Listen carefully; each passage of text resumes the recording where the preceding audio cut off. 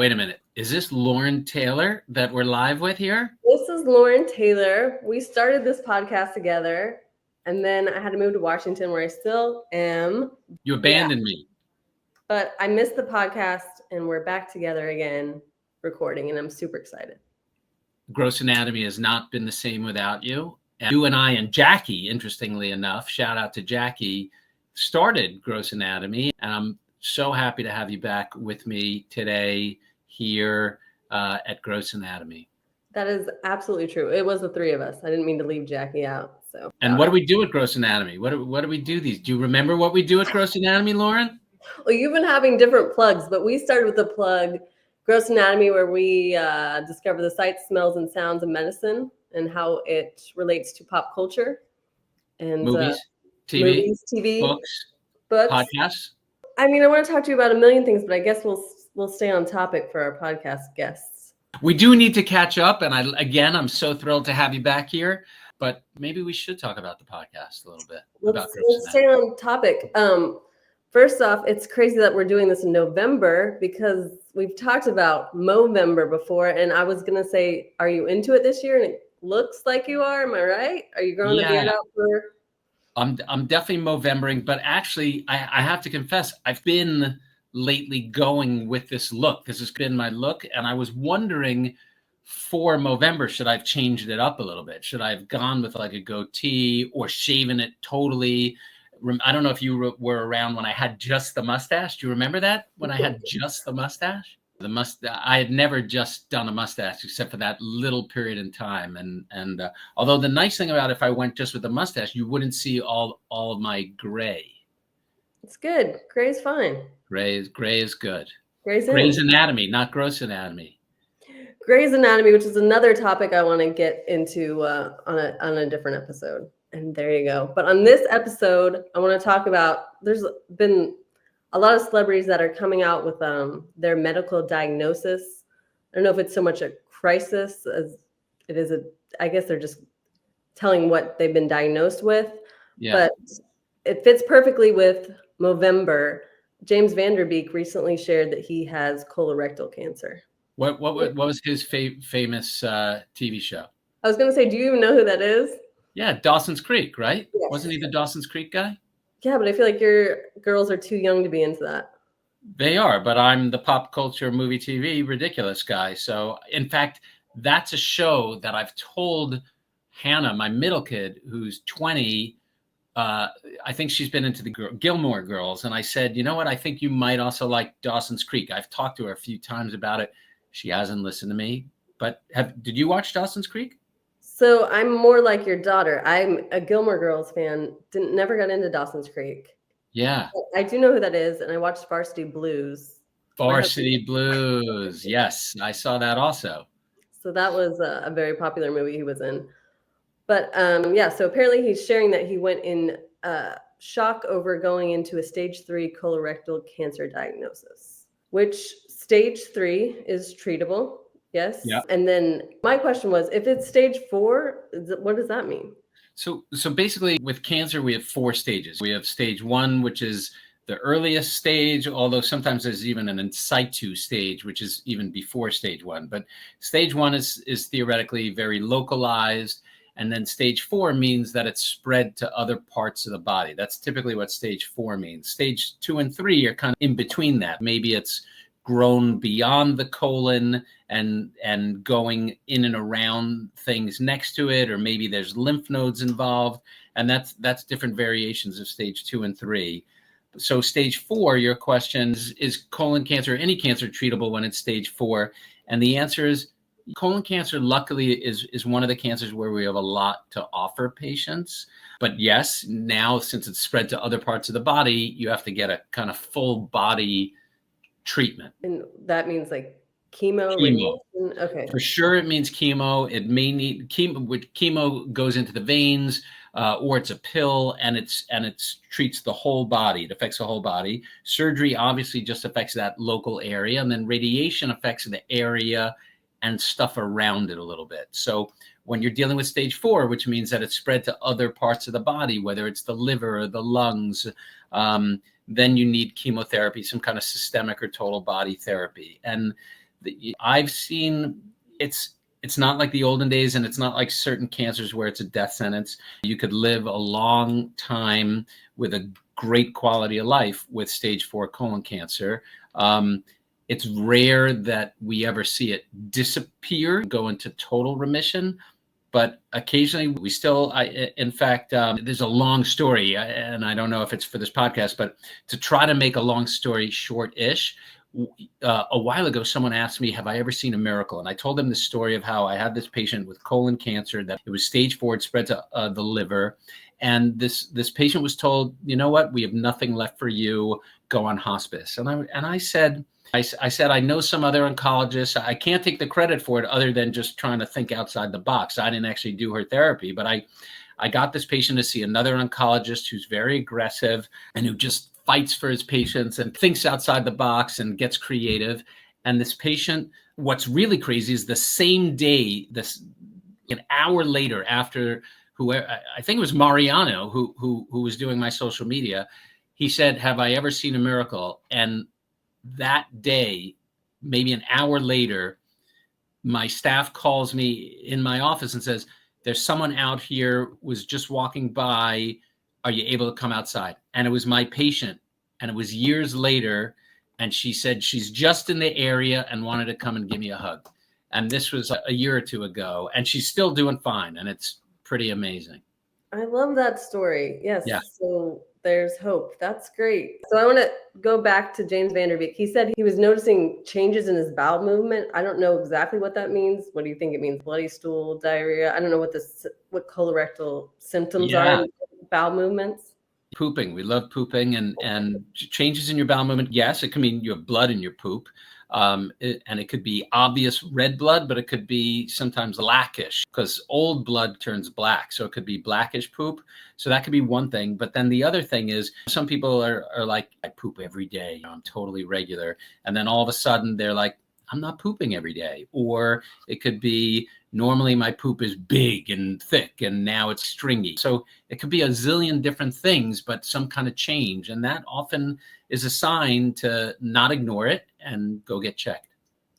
So he says he thought it was like coffee. He tried to change his diet, and then he didn't notice any difference. So he went to get it checked. They gave him a colonoscopy, and I guess the gastroenterologist. They said in a most pleasant bedside manner that it was cancer. And that's when he thinks he went into shock. So my question is, so they can tell right away, and do they tell you right away? After a colonoscopy? Yeah. So not always. So sometimes it has a pretty obvious appearance. Sometimes it looks like cancer and is cancer, but sometimes no. Sometimes it could be just a polyp, like a little growth, and you biopsy it, and then the final pathology shows cancer. Sometimes something could look really evil and suspicious, and then the biopsy isn't cancer. So you could say, hey, this is what I saw, it looks funky, or this is what I saw, it looks so-so, or this is what I saw and looks like nothing, but we'll wait till the biopsy. And then the biopsy will take, depending, anywhere between, and it really just depends on where you're having it done and how busy they are and whether or not they have to do extra studies. It's at least a couple of days, sometimes even up to a week, to get the final report on what it shows, on what the pathology shows, whether it's cancer or not. That makes more sense. I guess he was just condensing it, because I was like, how could they tell right away? They can't. Oh, sometimes if it's a really bad cancer, or in his case, it sounds like since his bowel movements were changing, maybe it was something that's, the colon is basically a pipe, a tubing. So if you think about piping or tubing that gets clogged, so maybe it was clogged with a growth, with a tumor that they couldn't even get through. And that sometimes is kind of obvious for cancer, but it could sometimes be weird inflammation too that looks that way. But maybe they had said suspicious or worrisome for cancer, and that's probably more likely the case. And then you get treated. So I guess he said, despite his stage 3 diagnosis, he's hopeful, getting all the treatment plan, whatever his doctor recommended. I don't know. Right. And so most likely he's going to get surgery, radiation, and chemotherapy. But definitely stage 3, it can be, but hopefully it's not a death sentence, and hopefully he's going to be around to be in Varsity Blues 2, 3, and 4. I think my husband would love to see another Varsity Blues. Remind me what Varsity Blues was. It's a high school football Football. team. That's right. And Angelina Jolie's father is the coach. What is his name? Right. I'm blanking on it now. John Voight. Yes. Good job. Yeah. He plays the coach. It's a bad movie, but it's one of his favorite bad movies. No, it's one of those good bad movies, exactly. But I feel like there's another Varsity Blues movie with Rob Lowe, right? Remember that movie where right? Oxford Blues. Did you see that one where he's also a young Rob Lowe, a hot young Rob Lowe, who goes to London and Rose Crew, and I think that's Oxford Blues with Rob Lowe. Wow, you really stumped me. I don't know this one. No, it's also a good bad movie. It's Oxford Blues. I just checked it with Ali Sheedy also. It's one of those really good. Oh, and Carrie Ewells is in it. Julian Firth. Wow, interesting cast. Julian Sands also. Yep, it's one of those good bad movies. Check it out. All right, I like a good bad movie. I will. And then I wanted to remind our audience that if they follow Gross Anatomy on Instagram, Facebook, you have yourself going through a colonoscopy, right? Yes. You remember doing that? I remember. Yeah. There was a lot of funny video of me waking up and also falling asleep, how quickly they put that IV in, and I was out. But the funny story I like to say is I woke up from my colonoscopy singing Katy Perry in my head. They must have been playing Katy Perry, who I'm a fan of. But I woke up feeling groovy from the anesthesia, singing Katy Perry. So it wasn't too bad. No, I'm a fan of, I don't mind. The people dread the clean out, the drink from the colonoscopy, because it kind of tastes yucky. So you really have to chug it, drink it fast. That's what helps it work well too, is just the tons of stuff going in you quickly. It's an osmosis thing a little bit. So if you remember your osmosis about gradients and having salt on one side and the water flows in with the gradient. So you really want to load in all that stuff quickly, and that helps really evacuate fast, and you poop your brains out. And I'm weird like that. I enjoyed feeling super clean afterwards. I think even though I'm confessing it, I bet a lot of people feel that way. And then the anesthesia from it is groovy. So you really feel good. Have you had a colonoscopy yet, Lauren? I haven't, but I guess, what is it, 45 and older eventually? 45 if you're totally healthy. And every few years they decide it's different. If you have issues or family history, you could do it sooner. They have that color, is it called Color Guard or something? Like you get it sent to your home? Yeah. Send them a poop sample now? Send them a poop sample, exactly. What that does is it just shows whether or not there's any blood in your stool, which would then trigger, because a tumor may bleed, a growth may bleed. So if there's any blood, it alerts them, and you're suspicious that maybe there's something there warranting a colonoscopy. So it's a screening. Do you need a colonoscopy or not? So it's not really in replace of at all. No, but if you're totally healthy and your Cologuard is okay and you don't have risk factors, maybe you could say you don't need it, but it may not pick up teeny tiny early things. That makes more sense now. Yeah. All right. So I have a little bit more like personal questions to ask from the story. What kind of bedside manner do you have as a doctor, do you think? He said the doctor approached him with the best bedside manner. Was that sarcasm or he was serious? I think he was serious. He said in his most pleasant bedside manner. Oh, got it. That it was cancer. I guess the nicest way you can tell someone they have stage 3 cancer. I'd like to think I have a decent bedside manner. For me, one of the things is I try to speak English to my patients. I try not to speak doctor, and I try to talk to my patients the way I would hope someone would talk to me. I don't know when you're around your lawyer friends or your business people friends, and they're like, I have no idea what they're talking about because they're talking lawyer and they're talking business, so I hate when doctors speak doctor. So I deliberately try to speak English to the person and break it down and make it easy and simple and try to just explain it the way I would want someone to explain it to me. Well, I know you have good bedside manner. That's why you have a million gifts and thank you cards all over your office. Your patients love you. My next question was, I just didn't know if you had a special technique or anything. It's just basically to not talk to them in just doctor language. And I also try not to beat around the bush. I'll try to come in right away with the news, and so it diffuses everything right away. Sometimes I may have a little conversation first, lead with it almost. in a certain way, I'll come in and say, wow, I'm totally surprised. This turned out to be cancer. And right away, I'll have the plan. I don't leave it as the cancer. I right away say, but this is what we're going to do. And we have a plan and you're going to be okay. And yada. That is absolutely how I would need it approached. Yeah. Thank you. And then the other question is, he says he went into shock. So probably he was just scared for a second. Yeah. But have you ever had a patient go into actual shock from a diagnosis or anything? Go into any kind of state where you couldn't reach them all of a sudden? I've had some patients, not so much from the diagnosis, but sometimes when I'm explaining the surgery, and it's funny, it tends to be men more than women, like while I'm explaining the stages of the surgery and things about the surgery, I've had like men kind of like panic attack and like have to lay down, and the wife is there or the girlfriend is there and they're like, oh man, and the guy is. So I've definitely had that. In fact, within the last year, I remember one guy, he just had to lay down. He couldn't get up. I think felt like he was going to pass out or whatever. But there's definitely I've definitely had patients, you come in and it's not so much they go into shock, but they hear the word cancer and then just everything else they don't hear. And so often I'll have a patient before surgery, if it's something new and I'll have them come in again or have a phone call again before a week or a day before, a few days before surgery to re-go over things so that now that things are processed, you can know what we're doing. That's very smart. All right. You answered all my questions about that. Thank you, Dr. Cohen. I feel it's very helpful for Movember. But then I just found out about a new celebrity that has a diagnosis that I didn't send you.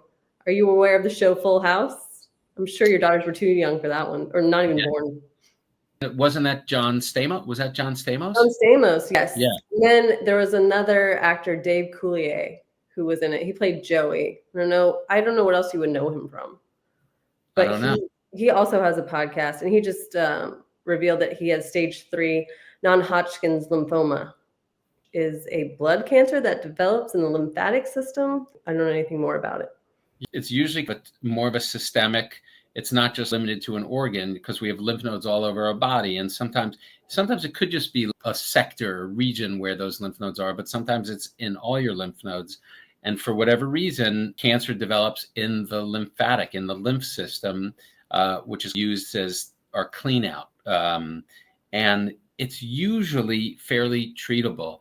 Also, there are more serious forms of lymphoma, and because it's a whole body cancer, it's often treated with chemo and things like that. Some patients with lymphoma just have it in a group of lymph nodes just under the arm or just under the neck, and you could sometimes just treat it locally, but a lot depends on staging. So after someone finds out they have lymphoma, we'll often, actually with most cancers, is we'll scan the entire body. Sometimes with lymphoma, we'll do what's called a bone marrow biopsy to see has it actually spread to the marrow, which is also where the lymphatic system and our blood system starts growing. So then that's what he had done, exactly what you're saying. But the doctors told him that it's called B cell and it's very aggressive. My question is, how can you tell if something's very aggressive? Or when would you say that as a doctor?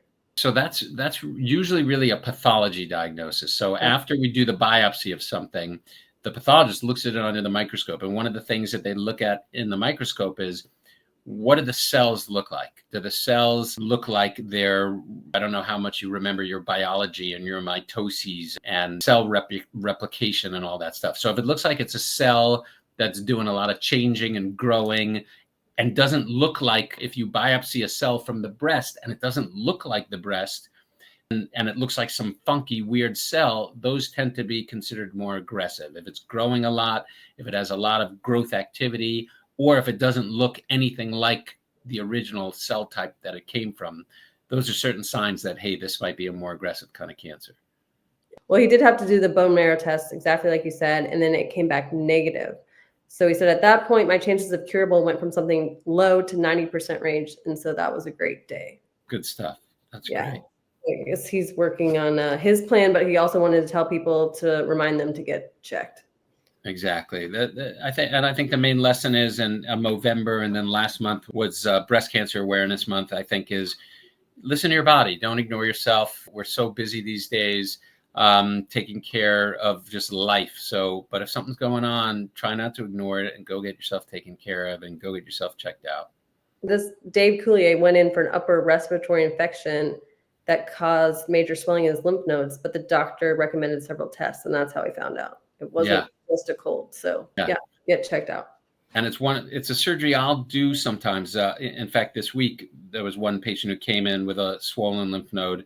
And we as surgeons are often the ones who help make the diagnosis, because we'll remove that lymph node to send it to the pathologist so that they could examine it to see. This is all good Movember stuff. I'm learning a lot. So the next thing is going into a woman, Selena Gomez. But, you know, women are important too. Women are important too.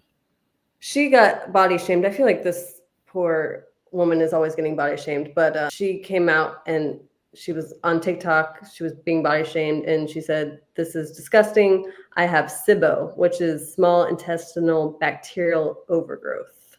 SIBO. Is that okay? SIBO. People say SIBO. SIBO. We could go with SIBO. Let's go with the right term. And she said, "I'm not a victim. I'm just human." But I guess, I can't really understand it. So SIBO is usually from a surgery, or? No. So, you know, it's one of the newer, it's not that new anymore, but it's one of the newer diagnoses of stomach ailments, of gastrointestinal ailments. And we have and we're finding out, everybody talks about the microbiome, right? And gut health. And we all have tons of bacteria growing in our intestines. And there's good bacteria and bad bacteria, and certain ratios of the good bacteria and the bad bacteria. But for whatever reason, people have small intestinal bacterial overgrowth, where there's too much of certain bacteria growing in the small intestine. We have way more in the colon, and it's a harder diagnosis to make. It's not always pretty specific, but when we make that diagnosis, we treat with some type of antimicrobial or antibiotic. And sometimes it doesn't get better. Sometimes people have more than that going on, but sometimes it's pretty miraculous. Because I didn't know if it had anything to do with her surgery. Apparently in 2017, she had a kidney transplant because of lupus. Yeah. Pretty amazing. Yeah. I mean, she's very young to have gone through all of these things. But I guess what she has now, I don't know what they can do about it. I'm not sure if it just means. So usually it's antibiotic. And the reason why she may have gotten it was maybe when you have surgery, when you have a kidney transplant, when your immune system's down, or just in general, you may go on certain antibiotics or other medicines that kind of or maybe you eat a certain way, or who knows what, that screws up your intestinal normal flora, so to speak. And that's how people might get SIBO, and then, you know, hopefully it'll get treated. And SIBO causes bloating, abdominal pain, and nausea. So really, I think people should stop making fun of women altogether about their weight. Yeah. I guess it'll never stop making fun of people in general. That'd be nice, right? About anything. All right. Well, thanks for explaining what that was and how to pronounce it properly. Future shows I want to do. Speaking of Selena Gomez, I didn't go into it, but because of her surgeries, she can't have children because of lupus I guess she'd have to do surrogacy. Right. But then you were sending me, I'm not sure who was texting you, but someone was texting you about the documentary Joy. Right. On Netflix, where it's like an IVF, or is it for people that like have trouble having kids? I haven't watched it yet. We got to put that on our list. Did you watch it? No, but that's on my list. So I want to do an episode about that. And then I want to do an episode about, what is it? What is that show that I just sent you? St. Dennis Medical. Yeah. There's 2 episodes. They're only like 20 minutes long. You have to watch them because immediately stuff reminded me of you, and I had a million questions. Let's talk about it right now, because I think with all the trailers, and what's it called? I bet I saw the whole episode just kind of because I was like going the rabbit hole, and it kept showing me interviews and this, and then it showed me bits. And so let's talk about it. First of all, it's basically like a satire of like the hospital kind of. Let's talk about that show. I thought it was the stuff I saw. I thought was really cute, really fun, and really cute. Well, there's a surgeon on there who was also Nathan Fillion, right? Isn't that his name? No, that's not him. I mean, he looks a little bit like him. It's not Nathan Fillion? No, he played Tate on Superstore, and he was like kind of scene stealer. He wasn't in that many episodes. He's a total scene stealer. Because they had a whole clip of him. Did you see that clip?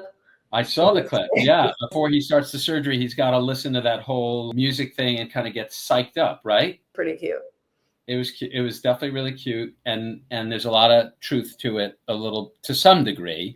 And it was funny how the nurses were watching and said, and she's like, what did she say? She's like, 3 more surgeries or something. We probably do 3 more surgeries a week if he wouldn't waste time doing this thing, which is funny because that's one of the things that hospitals talk about is like hospital efficiency and OR efficiency and getting enough surgeries done and finding time to do surgeries. So it's funny that they kind of in there as a joke. I thought it was very clever that as well. An interesting fun fact: one of our podcast guests, I don't think when you were a host, Mel Oliver, she's a TV film medical consultant for TV shows. She has her own company called Real Medical Consulting. I think she worked on a couple of the episodes, on a few of the episodes, and she's been a guest on our podcast. So that was kind of interesting, fun, full circle thing. That's cool that she consulted on that show because I feel like that show is going to be great. And David Allegreer is on that, who I like. I don't know if you know him. Yes, from Star Trek, wasn't he? Is he in Star Trek? He's in Living Color, the first Jumanji. Yeah. That's right. Not Star Trek. But he's great on it.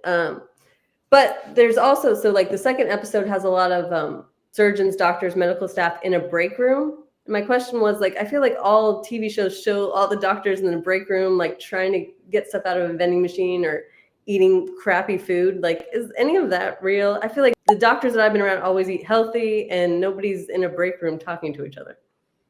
No, there's definitely break room stuff going on, especially where I am now. There's definitely a break room where all the nurses sit and the doctors kind of on the side. And in the middle of cases, like in the middle of surgery, it's not uncommon that you'll run to the vending machine or there'll be like food, like someone will buy food for the staff. And in fact, that was one of the things in the episode where he's like, I'm getting, what do you say, like coffee. David Allen Greer said, I'm getting, what do you say, like Shakes, ice creams, milkshakes for everybody. I thought that was funny because there is sometimes like that thing where the surgeon or the doctor will buy like food or dinner or lunch for the whole staff, and so there definitely is some of that. And in the middle of the day, there's definitely unhealthy eating. Okay, so it's all true. That's why you need a medical consultant. I didn't think, I was like, I don't know how real this is or if it's just for purposes. No, and Halloween just having passed, in the lounge now, there's like this bucket of all this candy sitting there from Halloween in one of those jack-o'-lantern plastic pumpkin things. I can't be around that kind of stuff. I'm not a candy guy, so it's easy. But like sometimes there'll be donuts or whatnot. And then the other thing that often happens is patients will bring snacks and food or donuts or whatever for the staff. And that's something also that we see. Maybe it's just you then, because like you were definitely on a vegan diet when I would come and work with you in person. And I was just like, I can't picture any of this unhealthy eating. Yeah, I strive to be as plant-based as possible for sure. And I tend not to eat in the middle of the day. When I was earlier in my career, less health aware, though, there was definitely crappy eating going on. Yeah, the trainees may eat that stuff, and certainly, you're sitting around, you're in the OR all day and you're sitting in the room and there you see this food. And if it's yummy, it's hard not to eat it. Yes, I agree, but I'm not a doctor, so I felt like I never had as good a diet as you did. But thank you. Right, so we're watching St. Denis Medical. Yes. We're gonna watch Joy on Netflix. Yes. Then we have Thanksgiving movies coming out, and I wanted to know, would you pick Gladiator or Wicked to go see? Well, can I throw a third movie into the ring? Yes, please. And I don't know the date when it's coming out, but I'm really excited for the Bob Dylan movie with Timothée Chalamet. Are they still? I feel like they might still be filming that. But no. Oh, really? I saw a trailer for it. It looks amazing. Oh, okay. I don't know if it might be a Christmas movie. I don't know if it's a Christmas or a Thanksgiving movie. I'm not totally sure. I would see that. And then I keep seeing photos of Jeremy Allen White from The Bear. He's playing Bruce Springsteen, which I would also like to see. Wow, that sounds amazing. Wow. Yes. When is that supposed to come out? I think they're still filming that, so maybe I got them confused. But yeah. Got it. Well, this is a Christmas movie. Release date is December 25th. Is Bob Dylan movie a complete unknown? So, getting back to your answer, what do you think? If you had to guess, which would I want to say? Bob Dylan will definitely be my family's Christmas movie. I can tell you that. Right. So thanks for that info. So for Thanksgiving, well, it comes out the weekend before, November 22nd. Gladiator and Wicked are going to be going against each other. Right. So what do you think? You asked which I would prefer to see. If you had to guess, knowing me. You've seen the Gladiator trailer. I would say you would go for that because Denzel Washington's in it, and he was in your favorite medical TV show, St. Elsewhere. And recently, I heard he's about to retire. He's going to do like one more movie, or at least he's considering. He said after he films a Black Panther movie that they're going to work on. Wow.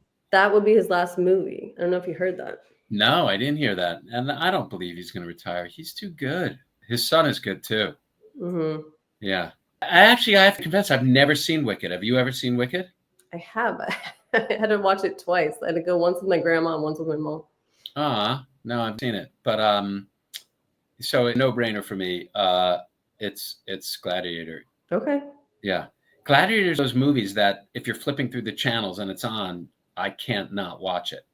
Yeah. Okay. That first guess. Yeah. Right? Are you there with Gladiator? If it's on, if you're flipping through the channels. I do like Gladiator. Yes. And that is also one of my husband's like real movies he likes. Like good. As opposed to a fake movie? Well, we were talking about bad, good, you know. He thinks right. Good movies. Yeah. Fantastic movie. He's super excited. Yeah. We went to the Colosseum this summer. We were in Italy in September. So nice. All coming full circle. Nice. Yeah. It's like Godfather, Gladiator. It's like if it's on, you can't not watch at least some of it. Okay. Well, we can end with that. But like speaking of Godfather, I would have never watched the show if it wasn't for my brother telling me this. And he like loves the Godfather mafia movies. And I know you like mafia stuff. Yeah. The Penguin. Like he doesn't like superhero stuff at all. So it was like, I couldn't believe he told me that, but he was like, no, Lauren, it's like a really good mafia show. Everybody's saying you should watch The Penguin. I'm hearing that from a lot of people. I would watch The Penguin in a minute because I like superhero stuff, but I have to convince the wife, shout out Master Injector Bernice, I have to convince her to watch it. But it's, what's his name, who's supposedly amazing in it, right? Colin Farrell is so good. Yeah. It's really. And it's more of a mafia show than a superhero thing. What about you? Well, I think the Gladiator 2, is that what they're calling it? Gladiator 2? I don't even know the right title, but I think that's going to be all those things. Fantasy, escape. Exactly. That's all I got for today. That's what you got for Gross Anatomy, Lauren Taylor? Well, thanks everybody for joining us at Gross Anatomy.